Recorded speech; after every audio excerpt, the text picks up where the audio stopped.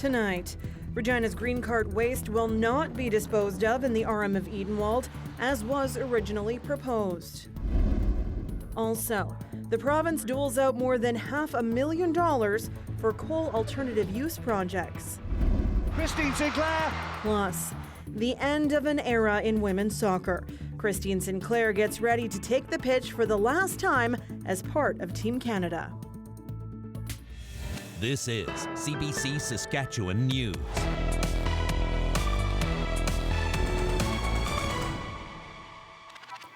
It is Tuesday, December 5th, and the CBC Saskatchewan News starts right now. Good evening and thanks for watching. Regina's city compost program has nowhere to compost long-term. The RM of Edenwald has rejected a proposal to build a facility for that purpose just outside of Pilot Butte. The proposed facility, about 15 kilometers east of Regina, would have taken organic waste from the city's green bin program. Laura Sharpaletti has the latest. Regina residents have been expected to compost some of their waste since first receiving green bins from the city in early August. But there still isn't a permanent place to process that food and yard waste. Right now, processing is happening at the Regina landfill, and that's not changing anytime soon because Monday night, the RM of Edenwald's council voted against having the permanent facility there. The blame? A lack of support from people living nearby. And one of the concerns was the proximity of the proposed location to domestic water wells that people use for their drinking water. The Saskatchewan Waste Reduction Council is disappointed in the RM's decision. It says there are a lot of misconceptions about organic processing, including that the smell can't be minimized and controlled. When you're not sure about things, it's scary and you don't want it in your backyard. So certainly we can all do a better job of educating about the benefits of composting and organic waste diversion. Meanwhile, the City of Regina says it respects the council's decision. It has a contract with independent renewable energy producer Evergen, which it says is on the job. With any project, and particularly a big project like this, we always have contingency plans in place because things don't always go as planned. And so we'll continue to develop those contingency plans and in this situation work with Evergen to ensure they can find a permanent facility for their organic processing facility. The city's aim is to move to the permanent site next year, but Evergen has not yet proposed an alternative location. And the province says it's not getting involved until it's time to provide regulations to the city for the permanent site. Nothing, no process, no analysis has been done by the province of Saskatchewan. So, because we have never seen a thorough proposal from the proponents. Until then, Evergen will continue to operate the temporary food and waste processing facility at Regina's landfill. Laura Sharpaletti, CBC News, Regina. The province is giving more than $500,000 to help set up alternative use projects for coal. The government says it's in prep for the massive layoffs that could be in store for people who are working in mines facing shutdown. Current federal regulations require all coal-fired power stations to be closed down after 50 years of operation or by 2030, whichever comes first. The province says this will impact 3 power stations, 2 mines, and hundreds of jobs in southern Saskatchewan. The new funding is for the town of Coronach and the rural municipality of Hart Butte. The funds are only to advance research in the use of coal. It's a resource that Coronach will be sitting on once the Poplar River power plant shuts down at the end of the decade. It's 600 jobs. That's 2/3 of my population if they closed it down. That's what it means. It would be total, well, let's call it devastation. You know, we go from a community of 700 to 300. What can you do? Not much. So we proved them wrong. We got some industry coming to town. We're really excited. I'm looking forward to this. We have positive things for the first time in a long time. A pilot project by Vadair Energy was identified by a regional alliance group as a priority coal transition economic driver in the area. Vadair President Nathan Campbell says he's not sure how long it will take for a report or what products they'd be able to produce, but the company was also the recipient of a $250,000 award in 2022 for a similar project. He couldn't share the details, however, because of confidentiality. Meanwhile, the province is encouraging industry-driven projects to reduce, sequester, or capture emissions. What industry puts forward for projects. And we're all gearing towards a more a zero emissions economy in Saskatchewan. So this is what it's intended to do. Today, the province launched the Saskatchewan Technology Fund, which will make approximately $25 million available.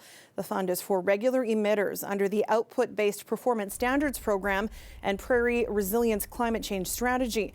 Those under the OBPS program can apply to this fund to help finance technologies to reduce their emissions. The Tech Fund will be administered by Innovation Saskatchewan. Since September, there have been 20 expressions of interest. Successful applicants will be invited to submit full project proposals that will be reviewed by a team of experts within the government. The Saskatchewan government is defending another cost-related item to its COP28 trip. Earlier this month, it said it would spend $756,000 on a pavilion event space at the International Climate Change Conference. The NDP is now criticizing a $238,000 bill for advertising costs in Dubai.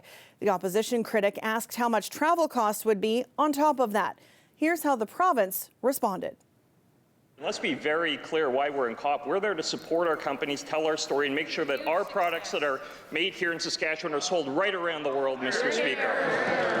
And I can tell you that we have been doing that, working with our companies, working with our entrepreneurs, working with our producers to make sure that that is a success. And we have seen success. $53 billion of exports last year, Mr. Speaker. The government has said the advertisements will be shown in Dubai's airport, but didn't provide specifics. We do expect to hear from the Premier from Dubai on Wednesday. The Assembly of First Nations is gathering in Ottawa this week for a major reset. First Nations leaders will elect a new national chief to replace Roseanne Archibald. She was ousted from the top job earlier this year following internal turmoil. As Olivia Stefanovich reports, they say they're looking for someone to chart a new path forward. The Assembly of First Nations at a crossroads, facing a decision that could shape one of the most powerful Indigenous organizations for years to come. I am confident that the incoming national chief will uphold our shared vision and champion stability, transparency, and good governance. Joanna Bernard took over in the interim after the previous national chief, Roseanne Archibald, was ousted, the first time in AFN history. It's an opportunity to maybe restart the relationship that's been fractured over this 2+ years fiasco with former Chief Archibald. The episode created tensions the next national chief will have to heal, along with the aftermath of a bombshell report from the last assembly, revealing widespread harassment and sexual misconduct within the National Advocacy Organization. So we need a path, we need a reconciliation path internally. New at this week's assembly, participants are required to sign a code of conduct declaring they will be respectful. It's been tough the last couple of years and certainly throughout all the years. I think that the AFN is going through a growth again, and I think that by bringing our elders together with our young people, they will guide the way. All 6 candidates running for the top job say protecting staff is a top priority. We want to reassure them too that they're safe and that the National Chief's Office fully supports them. We want to make sure that people are being able to share what they think and share their thoughts and find a healing path so everyone can start to feel comfortable and start to feel that their voices matter. The next national chief will also have to bring the AFN's focus back to business, advocating and lifting up the voices of more than 630 First Nations. Olivia Stefanovich, CBC News, Ottawa. A Regina dog owner is warning others of potential danger when walking their pets after hers ended up in a creek. But thankfully, one woman came to the rescue. Tyreek Reed has their story. Meg Brooks still gets chills when she thinks about the day her little dog, Betty White, ran off her leash. It was terrifying, and even every time I think about it, it scares me all over again. Brooks says her husband took their little white dog out for a walk on November 21st. During that walk, a larger dog frightened the Maltese poodle cross, and that's when things took a turn. She managed to wriggle out of her harness. I don't quite know how, but she did. And she started running and she took off, and there was no way you were going to catch her. Britt Heisler was driving home from the gym when she spotted Betty running. She didn't hesitate and chased after her. I pulled over about a house in front of her the first time and tried to get her, but she ran right by me. The second time, I decided to pull over a couple houses down, thinking I stood a better chance. Betty ran for over 1 kilometer. She eventually ended up in the middle of a frozen creek. A neighbor nearby helped Heisler get Betty out of the water. She says she didn't know how deep the water was, but knew she had to go in. Thankfully, it was only waist deep, but there was a layer of ice on the water the entire way to Betty, so I got to use some of my ninja skills and punch the ice off the water in front of me to get to her. Heisler pulled Betty out of the creek and returned her to Brooks thanks to a phone number found on Betty's dog tag. With Betty gone for more than an hour, Brooks was distraught. If Britt had not come along when she did, we wouldn't have seen Betty again. You know, it was entirely her doing that Betty's with us today. Heisler says the fear of losing a pet hits close to home. I also have 2 small dogs at home, and I can't imagine coming home and not having them there. I would hope that there are other people that would do the same thing and try and bring the dog home. Do you want to give me a kiss? The 2 women have formed a friendship since the rescue, thanks to Betty. They're urging pet owners to do their best to keep their dogs on a leash when out for walks, to keep all furry family members safe. Tariq Reed, CBC News, Regina. See, the thing about it not being super snowy so far this winter is that if you want to play in the snow, you have to make it. So this snow machine was going full tilt in Saskatoon today at Optimist Hill, and the way the forecast is looking, that machine is going to get a workout. Ethan will have the details after the break. Stay with us.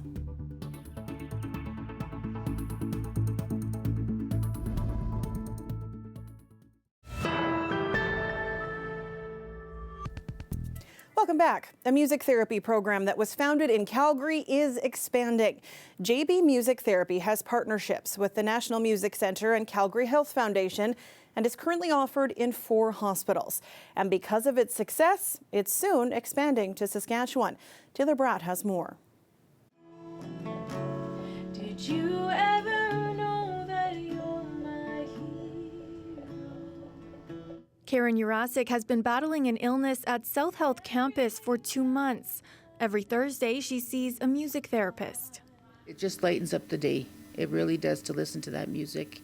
And in fact, I was telling the ladies earlier, yesterday after she was here, they came and took my vitals. And one of the reasons I'm in here is because of my blood pressure. My blood pressure was excellent, is what he said. According to JB Music Therapy, the program is offered to over 300 people across the city per month. Lori Perez has been a certified music therapist for 8 years. She sees the impact it can have firsthand. Music provides such a unique experience and is so transformative. To see people thrive in that space, that therapeutic space, it's such a privilege to see. Because of a donation from the Jim Pattison Foundation, the program will soon be provided at the Ranch Erlo Society in Regina. And so that's really exciting that we can support more of these families, more of these youth and children that really need that support, to increase that accessibility and also create job opportunities for more music therapists in Canada. Sessions involve activities like listening to and playing music and songwriting. Experts say it has several neurological benefits. Limbic system or the parasympathetic system that releases dopamine and reduces or controls or modulates heart rate, blood pressure, stress hormones, regulates emotion. So it works on many different pathways in several parts of the brain all at once. The new program in Regina will be offered for family and addictions programs and LGBTQS+ youth. Taylor Bratt, CBC News, Calgary. This weather update is brought to you by Crestview Chrysler Dodge Jeep Ram. proud member of the Capital Automotive Group.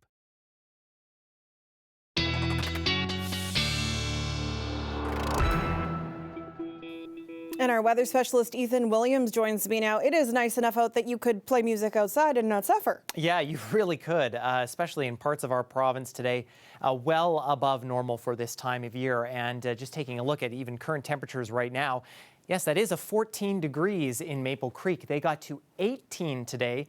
And just for reference, 18 degrees is the normal daytime high in Maple Creek on September 28th. So definitely not for December 5th, that's for sure. Temperatures drop off pretty quickly as you go north and east of there. But really, even at that, around the freezing mark, still well above seasonal. Just how much? Well, if you were in that southwest corner today, yeah, 20 degrees above in some cases. All of western Saskatchewan over 10 degrees.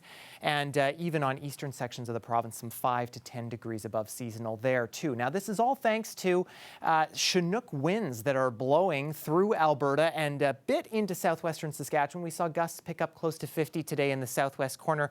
They have come down a little bit, though, through much of the province. And the Chinook winds are as a result of a pretty powerful system that is impacting coastal sections of the Pacific Northwest of the U.S., causing some significant flooding in Washington state and even along the south coast of British Columbia as well. And a portion of that system has broken off and is impacting actually northern Saskatchewan, where temperatures have risen so much, close to the freezing mark, in fact, that we did see a little bit of some freezing rain, especially through the Churchill region today. We did have warnings in effect for freezing rain a bit earlier. Those have now dropped off. And it looks like we will actually get some clearing specifically through northern Saskatchewan tomorrow. South and central, though, still kind of a mixed bag for us. I think we'll still be partly to mostly cloudy, kind of like we were today. But then another part of that system impacting BC impacts the southern half of the province. Starting very late tomorrow night, getting some mixed precipitation and some freezing rain in central sections. Another band of rain then begins to move through southern Saskatchewan, including Regina, mid-Thursday morning. That rain changing over to snow at that time through central portions. That moves through Saskatoon and eventually through Regina and through the southeast later into Thursday and early into Friday morning. But it is out of here pretty quickly, and then we get some clearing. Snowfall amounts, not too much here, probably 2 to 4 centimeters. Portions of the northern grain belt could be likely closer to 5. Now, rainfall amounts likely a little bit overshot here, taking into account some snow in areas like North Battleford and Prince Albert, but a good few millimeters possible with the system, especially in southern Saskatchewan as that moves through as we get into the morning hours on Thursday. So for Regina, enjoy tomorrow, because we will still see some sunshine and some nice warm temperatures before that system moves through. I think we will pick up maybe a couple centimeters of snow Thursday night into early Friday before things get a little bit on the cooler side and possibly windier as well. Saskatoon, again, nice day tomorrow. Mostly snowfall for you, I think, from this system. And again, in that 2 to 4 centimeter range. Temperatures begin dropping as that sunshine comes out, Sam. So, yeah, some colder days ahead. But rain in December. Who would have thought? Weird. It was so weird. Thanks, Ethan. You bet.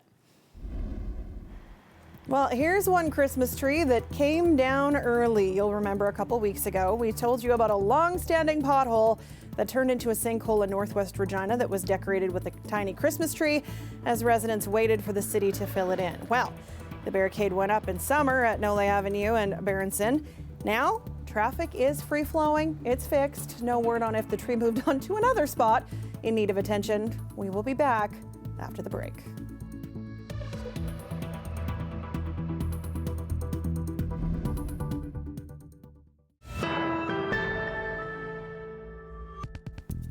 Canadian soccer legend Christine Sinclair is playing her final game with Team Canada tonight. It's her 331st international match. She's leading the national squad against Australia in Vancouver. Lindsay Duncombe looks back on Sinclair's incredible career and what it means for soccer in Canada and around the world. To understand Christine Sinclair's legacy, look to the stands. They're full. Just such an inspiration to all the girls. You can see where they can go and who they can become. 6,000 people turned out to watch Sinclair play in Victoria. Vancouver will see 45,000. Because we've been idolizing Christine Sinclair since we were really little, and to be here and be able to see her for one of her last games is really awesome.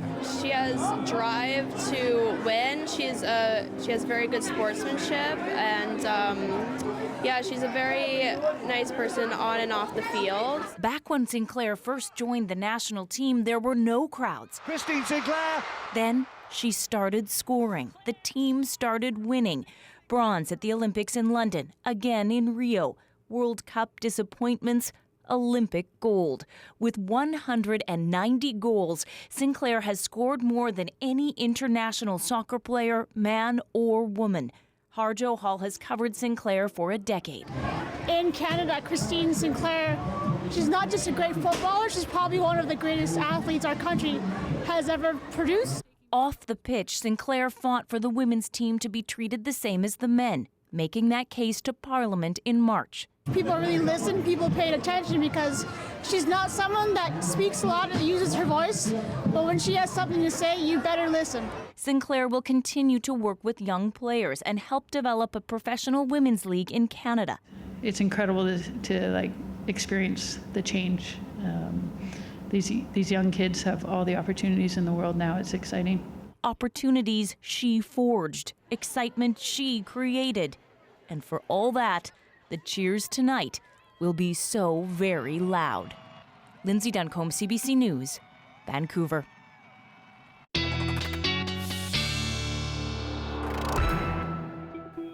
And I will cry my way through that game, so there's a chance of rain in my household, but Ethan's back with one last look at your weather. Yeah, well, you could play soccer in Saskatchewan. It's going to be so warm, especially outdoor soccer. 0 in the morning in Regina. We may actually not drop below freezing overnight. Normal should be around minus 15 or so for this time of year. So it'll be quite nice by the time you get up and get going tomorrow. And on our way to a high of 5, we'll be around 3 at the noon hour with a mix of sun and cloud. Saskatoon will start with a mix of sun and cloud around minus 3 tomorrow. Still not bad, but that cloud building in before we get some of that precipitation as we head through the rest of the evening. No matter where you woke up in the province this morning, it was a beautiful sunrise, and a big thanks to Martin who sent this one in from Vanguard. A beautiful scene. Not much snow on the ground there, Sam, but a kind of a Christmassy scene with all the colors. Absolutely. Beautiful sky. Thank you. You bet. And before we go, this is fun. It may have taken 65 years, but Brenda Lee's Rockin' Around the Christmas Tree has finally hit #1 on the Billboard Hot 100 list. Rocking around the Christmas tree at the Christmas party hop. It has been a classical holiday tune for decades, now stuck in your head. Lee recorded the track when she was just 13 years old. Now, at 78, she's the oldest woman to top that list. For the past few years, it's been Mariah Carey and All I Want for Christmas Is You hitting #1 for the festive season. But Lee's 1958 rockabilly holiday tune has finally hit the top spot. And that is it for us tonight. For news anytime, you can head to cbc.ca/Sask, subscribe to the CBC Saskatchewan YouTube channel, or download the CBC News app. Now, before we go, we leave you with some amazing sights of Hodgeville's 13th annual holiday spectacle. The people in the town southeast of Swift Current have set up more than 1,100 nativity scenes to celebrate the season. Thanks for watching, and have a great night.